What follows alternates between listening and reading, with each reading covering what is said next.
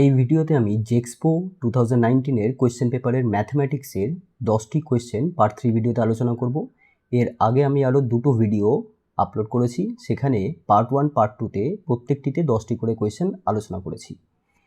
এটি part 3 video, এখানেও আমরা 10টা প্রশ্ন সমাধান আলোচনা করব। এরপরে পার্ট 4 এবং পার্ট 5 তোমরা দেখতে পাবে, সেখানেও 10টা করে প্রশ্নের সমাধান আমরা আলোচনা করব। তো চলো শুরু করা যাক।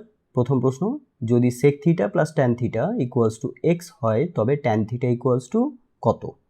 দেখো, আমরা সবাই জানি আমাদের কাছে একটা ফর্মুলা আছে, সেটা হলো sec square theta minus tan square theta equals two 1 হয়। এখন যদি আমরা sec স্কোয়ার থিটাকে যদি a স্কোয়ার ভাবি আর ট্যান স্কোয়ার থিটাকে যদি আমরা b স্কোয়ার ধরে নিই, তাহলে এখানে কি আছে? a square minus b square. এখন আমরা জানি a স্কোয়ার মাইনাস b স্কোয়ারের কি ফর্মুলা হয়? a plus b into a minus b। এখন এই সূত্রটি যদি আমরা এখানে প্রয়োগ করি, তাহলে আমরা এখানে পাবো sec theta plus tan theta into sec theta minus tan theta equals two 1। এখন তোমরা দেখো, প্রশ্নে দেওয়া আছে sec থিটা প্লাস ট্যান থিটার মান কত? x। তাহলে এখানে আমরা sec থিটা প্লাস ট্যান থিটার জায়গায় x বসিয়ে দেবো।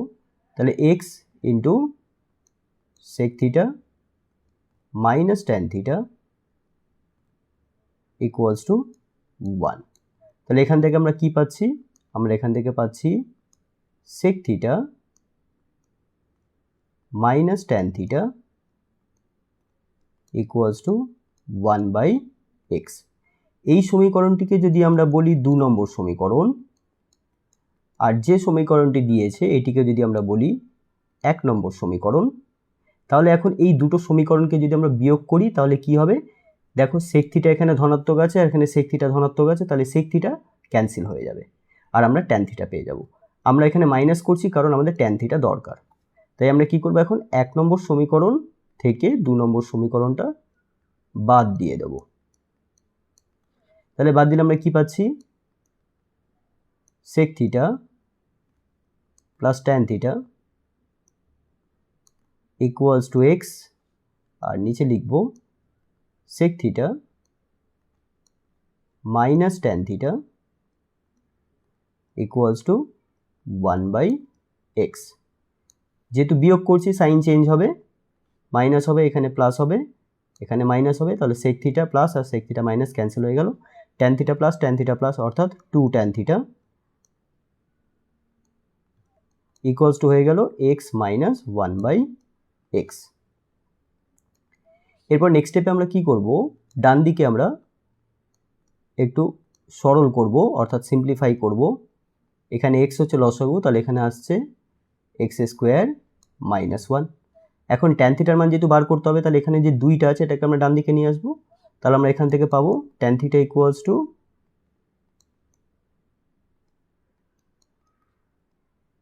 x square minus 1/2x। তাহলে তোমরা দেখতে পাচ্ছ ডি অপশনটা কারেক্ট। তাহলে option D is the correct answer. এরপর নেক্সট কোয়েশ্চেন, যদি স্কোয়ার রুট 15 ইকুয়ালস টু 3.88 হয় তাহলে স্কোয়ার রুট 5/3 এর মান কত হবে? দেখো, আমরা এখানে স্কোয়ার রুট 5/3কে আমরা এইভাবে লিখব, স্কোয়ার রুট 5/3। এখন এই রাশিটিকে আমি এমনভাবে পরিবর্তন করব যাতে আমি এখানে স্কোয়ার রুট 15 এর মান বসাতে পারি, এটাকে কাজে লাগাতে পারি। তাই আমি এখানে কি করব? হরের করণীয় নিরসন করব। তোমরা লবের করণীয় নিরসনও করতে পারো, আমি এখানে হরের করণীয় নিরসন করছি। তাহলে square root 5 divided by square root 3 আছে, এখানে হরের করণীয় নিরসন করতে গেলে আমরা √3 দিয়ে স্কোয়ার রুট 3 দিয়ে ওপর নিচে গুণ করব। এতে হবে কি? আমাদের উপরে চলে আসবে স্কোয়ার রুট 15, 5 × 3 15, আর স্কোয়ার রুট 3 গুণ করলে আমরা পাবো 3। এরপর স্কোয়ার রুট 15 এর মান আমরা এখানে ব্যবহার করব, যেটা দিয়ে দেওয়া হয়েছে 3.88 ডিভাইডেড বাই 3। এখন আমরা ভাগ করে দেখি কত আসছে আমাদের। ভাগফল 3 একে 3, দশমিক আছে এখানে আমরা দশমিক দিয়ে দেবো, 8কে আমরা নামাবো, তাহলে 3 দুগুণে 6, 2 থাকছে, আবার 8 নামাবো, তাহলে 28, 3 নং 27, এখানে 1 আসছে। এবার দশমিক যেহেতু আছে এখানে একটা শূন্য নামাতে পারি, 3 3কে 9, আবার বিয়োগ করলে 1 আসছে, আবার দশমিকের জন্য একটা শূন্য আসতে পারে, তাহলে আবার 3 3কে 9, অর্থাৎ আমি দেখব প্রত্যেকবারে আমার কিন্তু এখানে 1 অবশিষ্ট থাকছে এবং পয়েন্টের জন্য আমি আর একটা শূন্য এখানে নিতে পারি, যার জন্য আবার এখানে একটা 3 আসবে।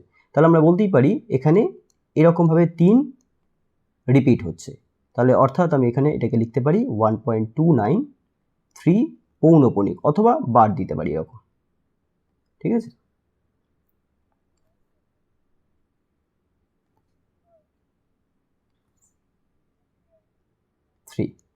তাহলে এখানে দেখো কোন অপশনটা কারেক্ট, এ অপশনটা কারেক্ট। নেক্সট প্রশ্ন, একটি পরীক্ষায় পাস করতে হলে একজন প্রার্থীকে 55% নম্বর পেতে হবে। তাহলে পাস নম্বর কত, 55, কতর মধ্যে, 100-র মধ্যে, তাহলে 100-র মধ্যে 55 পেলে পাস করবে। এখন একজন পরীক্ষার্থী কি করেছে, 120 নম্বর পায় ও 78 নম্বরের জন্য পাস করতে ব্যর্থ হয়, অর্থাৎ ফেল করে গেছে, 120 নম্বর পেয়েছে, ফেল করে গেছে, আরও 78 নম্বর যদি পেত তাহলে পাস করতো। সুতরাং তোমরা বুঝতেই পারছো এখানে 120 + 78 যোগ করলে আমরা কিন্তু পাসের নম্বরটা পেয়ে যাব। পরীক্ষায় মোট নম্বর কত ছিল, তাহলে সবার প্রথমে আমরা এখানে দেখে নিই এই পরীক্ষার্থী যদি পাস করে, যদি তাকে পাস করতে হয় তাহলে তাকে কত নাম্বার তুলতে হবে। তাহলে এখানে আমরা পাসের নম্বর আমরা যোগ, এখানে এই দুটো সংখ্যাকে যোগ করলে পেয়ে যাব। তাহলে পাসের নম্বর কত, পাসের নম্বর হচ্ছে 120 যোগ 78, অর্থাৎ যোগ করলে আমরা পাবো 198, অর্থাৎ 198 যদি নাম্বার এই পরীক্ষার্থী যদি পেত তাহলে পরীক্ষার্থী পাস করে যেত। এখন দেখো এখানে বলা হয়েছে 55% নাম্বার হচ্ছে পাস মার্ক, 55 এখানে পার্সেন্টেজে বলেছে, পার্সেন্টেজের অর্থ 100-র মধ্যে 55, 100 নাম্বারটা কি, 100 নাম্বারটা হচ্ছে মোট নম্বর, তাহলে মোট নম্বর যদি 100 হয় তার মধ্যে 55 পেলে পাস করবে। তাহলে আমরা এখানে লিখতে পারি পাসের নম্বর, আর একদিকে লিখব মোট নম্বর।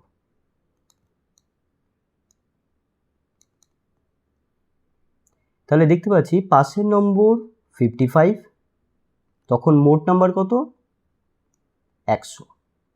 এবার পাসের নম্বর যদি 198 হয় তাহলে মোট নম্বর কত হবে, এটাকে আমরা এখানে x ধরে নিই, তাহলে আমাদের x এর মান বার করতে হবে। দেখো এখানে কিন্তু সরল সম্পর্ক, তো সরল সম্পর্কে আমরা কি করি, এখানে x এর মান বার করার জন্য এই নিচের সংখ্যাটাকে আমরা সবসময় উপরে লিখব আর উপরের সংখ্যাটাকে নিচে লিখব। এটা যদি ব্যস্ত হতো এটাকে আমরা উল্টো করে লিখতাম। এখানে সরল সম্পর্ক বলে আমরা 198কে উপরে, 55কে নিচে লিখলাম, ইন্টু দিয়ে 100 লিখব। এবার আমরা যদি কাটাকুটি করি তাহলে আমরা x এর মান পেয়ে যাব, অর্থাৎ উত্তরটা পেয়ে যাব। 11 দিয়ে কাটো, 5 × 55, 11, 8, 5 দিয়ে 100কে কাটলে আমরা পাবো 20, অর্থাৎ 20-র সাথে 18 গুণ করলে 360, অর্থাৎ পরীক্ষায় মোট নম্বর ছিল 360। তাহলে এখানে বি অপশনটা কারেক্ট। পরের প্রশ্ন, 72 ডিগ্রি 40 মিনিটের পরিপূরক হলো। এখন পরিপূরকের অর্থ কি, দেখো যখন দুটো কোণ, ধরে নেওয়া যাক এ আর বি, এই দুটো হচ্ছে কোণ, এই দুটো কোণের যোগফল যখন 90 ডিগ্রির সমান হবে তখন আমরা এই কোণ দুটোকে বলবো পরস্পরের পূরক কোণ বা পরিপূরক কোণ, পরস্পরের পরিপূরক কোণ, অর্থাৎ এ কোণের পরিপূরক হলো বি কোণ এবং বি কোণের পরিপূরক হলো এ কোণ। যেমন ধরে নেওয়া যাক একটি কোণ 40 ডিগ্রি, তাহলে 40 ডিগ্রির পরিপূরক কোণটা হবে 50 ডিগ্রি, কারণ 40 ডিগ্রির সাথে 50 ডিগ্রি যোগ করলে আমরা পাবো 90 ডিগ্রি। একইভাবে বলতে পারি 50 ডিগ্রির পরিপূরক কোণ হবে 40 ডিগ্রি। ঠিক একইভাবে আমি আর একটা উদাহরণ নিতে পারি, যেমন 10 ডিগ্রি, 10 ডিগ্রির পরিপূরক কোণ কত হবে, 80 ডিগ্রি, আর 80 ডিগ্রির পরিপূরক কোণ হবে 10 ডিগ্রি। তাহলে একইভাবে আমরা এখানে 72 ডিগ্রি 40 মিনিটের পরিপূরক কোণ বার করতে গেলে আমরা কি করব, দেখব এই কোণটার সাথে কত কোণ মানে কত মানের কোণ যোগ করলে আমরা 90 ডিগ্রি পাচ্ছি। তাহলে সেটা বার করা খুব সহজ। 90 ডিগ্রি থেকে এই কোণটাকে বাদ দিয়ে দেবো, অর্থাৎ বিয়োগ করে দেবো। তাহলে 90 ডিগ্রি থেকে আমরা 72 ডিগ্রি 40 মিনিট বিয়োগ করব। এবার দেখো এখানে যখন আমরা বিয়োগ করছি এখানে 90 ডিগ্রি আছে, আর এখানে এই কোণটা ডিগ্রিতে আছে বা মিনিটে আছে। তাহলে এটা বিয়োগ করা কিন্তু এইভাবে আমরা বিয়োগ সরাসরি করতে পারবো না, তাহলে আমরা এখানে একটু পরিবর্তন করব। আমরা 90 ডিগ্রিকে লিখব এইভাবে, 90 ডিগ্রি সমান সমান 89 ডিগ্রি 60 মিনিট। কেন? তার কারণ আমরা জানি 60 মিনিটে কত হয়, 1 ডিগ্রি হয়।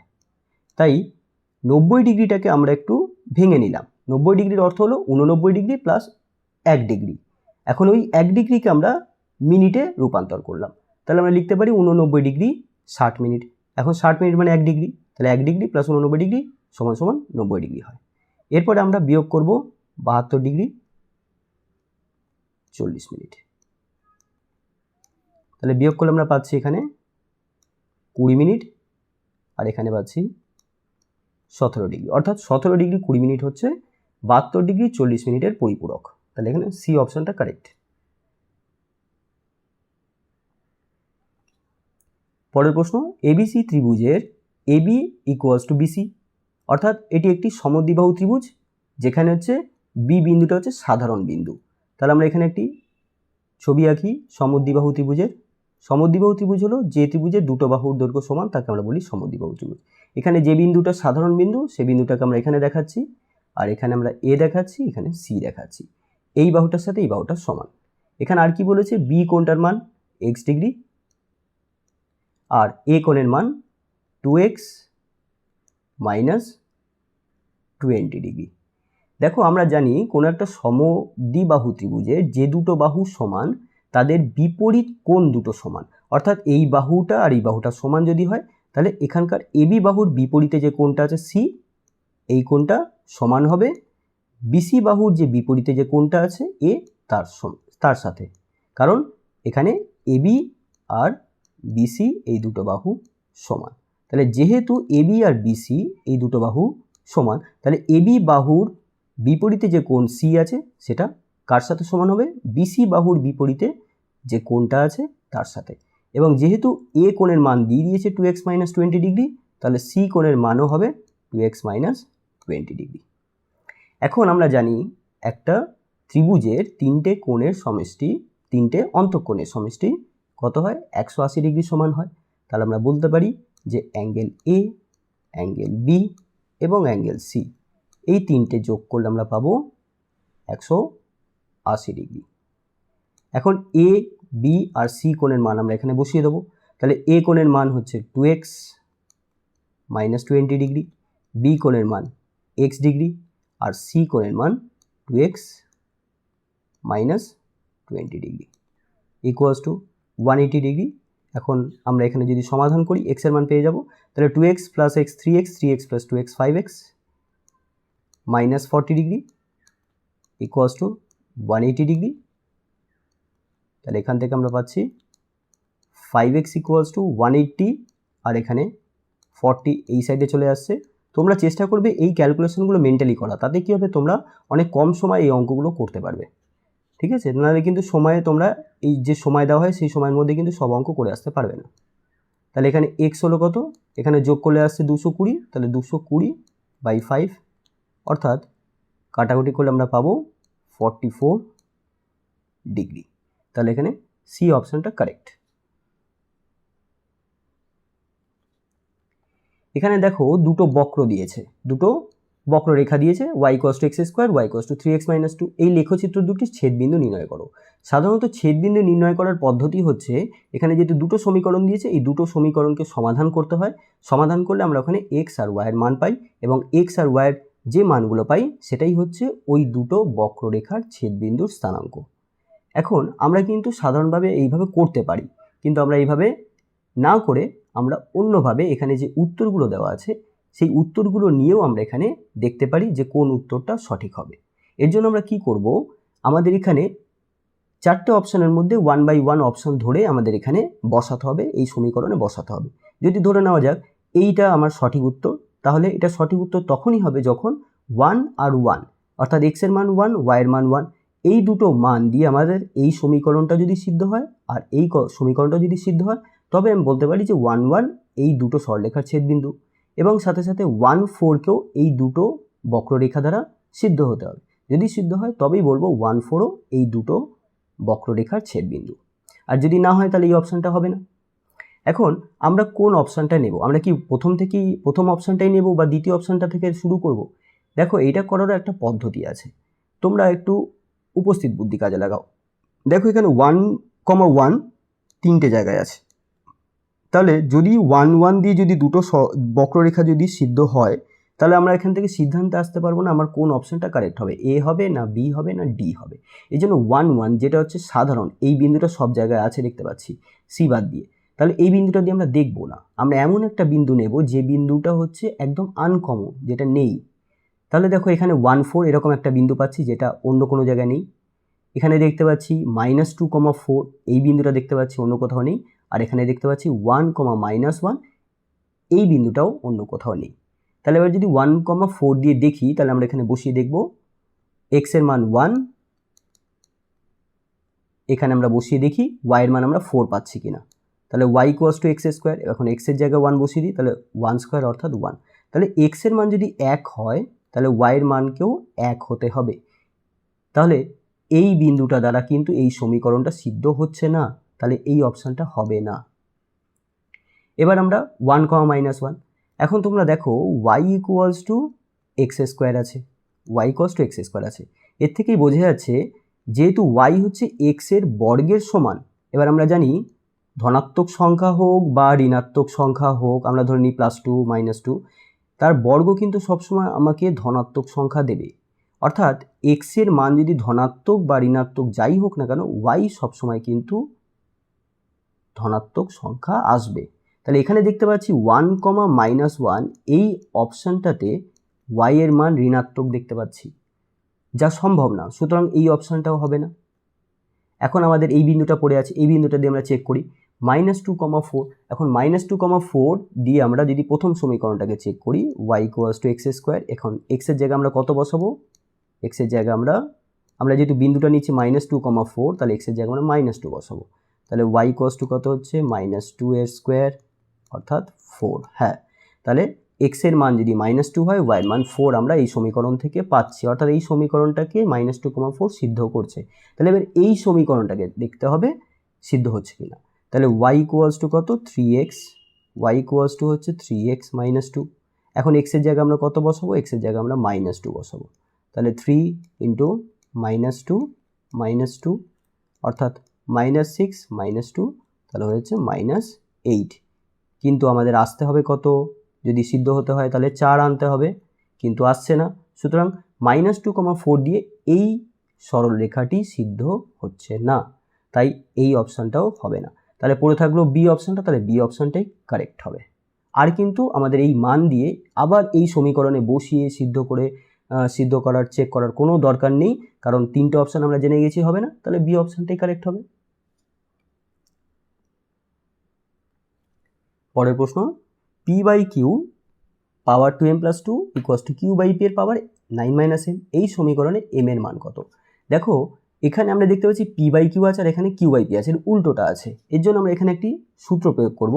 দেখো সেই সূত্রটা আমি এখানে লিখে দিচ্ছি, a/b এর পাওয়ার যদি m হয়, তাহলে এই a/b কে যদি আমরা উল্টো করে লিখি তাহলে কি হয়ে যাবে, পাওয়ার এখানে যেটা আছে, এখানে ঘাত যেটা আছে m, এটা হয়ে যাবে ঋণাত্মক। অর্থাৎ যদি এখানে -m থাকতো তাহলে এখানে +m হয়ে যেত, মানে যে চিহ্নটা এখানে থাকবে, এখানে পাওয়ারের আগে যে চিহ্নটা থাকবে সেই চিহ্নটা বিপরীত হয়ে যাবে, অর্থাৎ প্লাস থাকলে মাইনাস, মাইনাস থেকে প্লাস হবে। তাহলে এখানে আমরা কি করব, যা দিয়েছে অঙ্কটাকে ফার্স্টে লিখি আমরা p/q whole to the power 2m - +2। তোমরা কিন্তু পরীক্ষার হলে এই একই জিনিস আবার লিখবে না, তোমরা এরপরে নেক্সট স্টেপ করবে, তাতে কি হবে, তোমাদের 1 সেকেন্ড বা 2 সেকেন্ড অন্তত বেঁচে যাবে। তাহলে এখানে q/p কে আমরা লিখব p/q। এর ফলে কি হলো, পাওয়ারটা কিন্তু বিপরীত হয়ে যাবে। তাহলে -m ছিল, হয়ে যাবে +m, +9 ছিল হয়ে যাবে -9। এরপর আমরা আরেকটা সূত্র প্রয়োগ করব। দেখো a to the power m equals to যদি a to the power n হয়, তাহলে এখান থেকে আমরা বলতে পারি m আর n এই দুটো পরস্পর সমান হবে। তাহলে এখানে আমরা দেখতে পাচ্ছি p/q এখানে আছে, এখানেও p/q আছে, তাহলে p/q এর এই p/q এর পাওয়ার আর এখানকার ডান দিকের p/q এর পাওয়ার দুটো সমান হবে। তাহলে আমরা এখানে লিখব 2m + 2 ইকুয়ালস টু m - 9। এখন আমরা m এর মান বার করব, তাই 2m - m ইকুয়ালস টু -2 +2 আছে এখানে, তো এটা ডান দিকে চলে গেলে -2 হবে, আর -2 - 9 অর্থাৎ -11 হবে। তাহলে m ইকুয়ালস টু কত আসলো? -11, অর্থাৎ ডি অপশনটা কারেক্ট।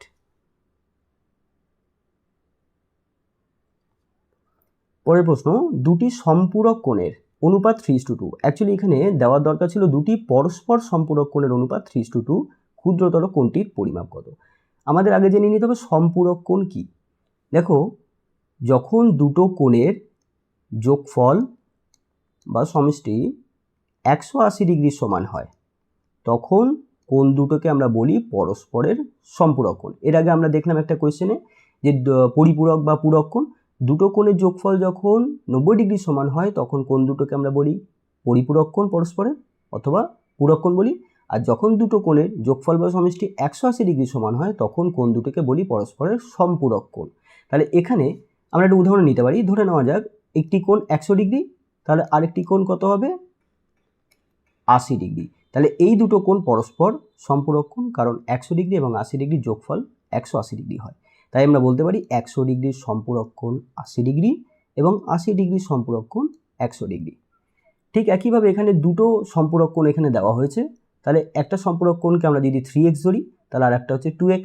এখন যেহেতু এই দুটো কোণ পরস্পর সম্পূরক কোণ, তাহলে আমরা লিখতে পারি 3x + 2x ইকুয়ালস টু কত? 180 ডিগ্রি। এরপরে দেখো আমরা যদি যোগ করি তাহলে আমরা পাবো 5x ইকুয়ালস টু 180 ডিগ্রি। এখান থেকে x ইকুয়ালস টু পাচ্ছি 180/5, অর্থাৎ কাটাকুটি করলে আমরা পাবো 36। তাহলে ক্ষুদ্রতর কোণ কোনটা? এইটা হচ্ছে ক্ষুদ্রতর কোণ, দেখতেই পাচ্ছি আমরা 2 ক্ষুদ্রতর কোণ। তাহলে ক্ষুদ্রতর কোণটার মান হবে 2x, অর্থাৎ 2 × 36। তাহলে আমরা পাচ্ছি 36 দুগুণে 72 ডিগ্রি। তাহলে সি অপশনটা কারেক্ট। নেক্সট প্রশ্ন, দুই অঙ্কের একটি সংখ্যার দুটি অঙ্কের যোগফল 8। যদি দুটি অঙ্ক স্থান পরিবর্তন করে তাহলে সংখ্যাটি 54 বেড়ে যায়। আমাদের এই লাইনটার কোনো প্রয়োজন নেই, আমরা শর্টকাট পদ্ধতিতে করব। দেখো দুই অঙ্কের সংখ্যার মধ্যে দুটো অঙ্ক থাকে, একটা এককের অঙ্ক থাকে, একটা দশকের অঙ্ক থাকে। যেমন ধরে নেওয়া যাক, ধরে নাও 72 একটা সংখ্যা, এটা দুটো অঙ্ক নিয়ে তৈরি হয়েছে, যার এককের অঙ্কটা হচ্ছে 2 এবং দশকের অঙ্কটা হচ্ছে 7। এটা হচ্ছে দশকের অঙ্ক, এটা হচ্ছে এককের অঙ্ক। একইভাবে আমাদের এখানে যে অপশানগুলো দেখতে পাচ্ছ সবই দুই অঙ্কের সংখ্যা, কিন্তু এখানে বলেছে দুটো অঙ্কের যোগফল 8।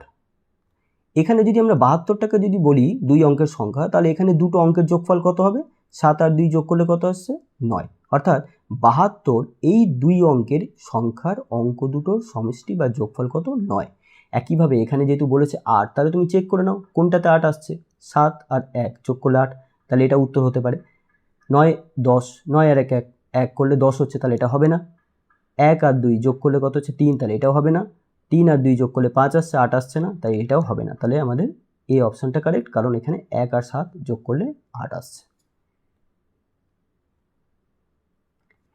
একটি সমান্তর প্রগতির নবম রাশির মান 449 এবং 449তম রাশির মান 9 হলে ওই প্রগতির কততম রাশির মান 0 হবে। দেখো এটা হচ্ছে সমান্তর প্রগতির অঙ্ক। তোমরা যারা পশ্চিমবঙ্গ মানে ওয়েস্ট বেঙ্গল বোর্ড থেকে আছো তারা সমান্তর প্রগতির সম্পর্কে কোনো তোমাদের ধারণা নেই, যে কারণে তোমাদের এটা কিন্তু আলাদা করে অঙ্ক শিখে নিতে হবে। তোমরা যারা একদমই জানো না তাহলে তোমরা কমেন্ট বক্সে কমেন্ট করবে, আমি চেষ্টা করব সমান্তর প্রগতির উপরে অবশ্যই এই পলিটেকনিক এক্সামের আগে বা জেএক্সপো এক্সামের আগে আমি সমান্তর প্রগতির উপর ভিডিও তোমাদের দেওয়ার চেষ্টা করব। তাহলে দেখো এখানে আমরা জাস্ট এখানে একটা শর্টকাট ট্রিক শিখে নিই। আমাদের এখানে একটা যেটা দিয়েছে আর কি, সেটা আমরা এইভাবে লিখব। নবম রাশিকে আমরা এইভাবে লিখি A9। নবম রাশির মান দিয়েছে 449, আর দিয়েছে 449 এততম রাশি, অর্থাৎ A449 ইকুয়ালস টু 9। তাহলে এবার চেয়েছে কততম রাশি, এখানে এটা কত হবে, কততম রাশির মান 0 হবে। এর জন্য আমরা একটা পদ্ধতি এখানে দেখে নিই, একটা ট্রিক শিখে নিই। এই ট্রিকটা তোমাদের কিন্তু মনে রাখতে হবে। দেখো আমরা যদি বলি m তম পদ যদি n হয়, আর n তম পদ যদি m হয়, তাহলে ওই সমান্তর প্রগতিটার m প্লাস n তম পদের যোগফল হবে, মানে am প্লাস n এততম পদের মান হবে 0। তাহলে এখানে দেখো সেটাই যে প্রগতিটার কততম রাশির মান 0 হবে। দেখো তুমি যদি এই ট্রিকটা এখানে প্রয়োগ করো, তাহলে দেখতে পাচ্ছ 9টাকে তুমি m ধরে নাও, 9টাকে তুমি m ধরে নাও, আর 449কে তুমি n ধরে নাও। তাহলে দেখো এই ট্রিকটা কিন্তু আমরা প্রয়োগ করতে পারছি। 9তম পদ যদি 449 হয়, আর 449তম পদ যদি 9 হয়, তাহলে কততম পদের মান 0 হবে। তাহলে আমরা বলবো m প্লাস n তম পদের মান 0 হবে, অর্থাৎ A9 প্লাস 449 এততম পদের মান 0, অর্থাৎ A458, অর্থাৎ 458তম পদের মান 0 হবে। এখানে আমরা দেখতে পাচ্ছি 458 এই তিনটে অপশনের মধ্যে নেই, তাহলে ডি অপশনটা কারেক্ট হবে, উপরের কোনোটি নয়। আশা করছি ভিডিওটি তোমাদের ভালো লেগেছে। যদি ভিডিওটি ভালো লেগে থাকে তবে অবশ্যই লাইক করো, আর বন্ধুদের সাথে ভিডিওটি শেয়ারও করো। আর তোমরা যারা নতুন এই চ্যানেলটি দেখছো তারা অবশ্যই আমার চ্যানেলটি সাবস্ক্রাইব করে নিও, এবং পাশে যে বেল আইকনটি আছে বেল আইকনটিতে ক্লিক করে অল অপশনটিতে ক্লিক করে দিও, তাতে আমি যখনই নতুন কোনো ভিডিও আপলোড করব তার নোটিফিকেশান তোমাদের কাছে পৌঁছে যাবে।